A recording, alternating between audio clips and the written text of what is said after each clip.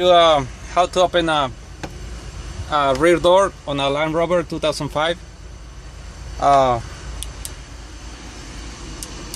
Here we need some tools, picks, mirror.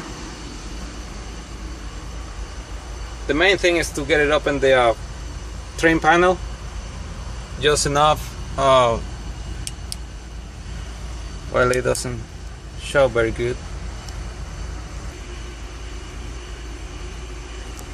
Alright, we are back. So the main thing is to get to that cable back there, so we can pop the handle loose, and we should be able to open the lift gate.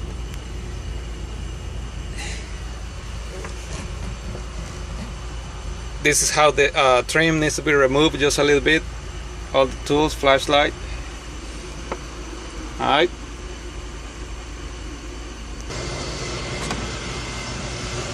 Alright, we finally pulled that cable and we got the lift gate open on a Land Rover 2005.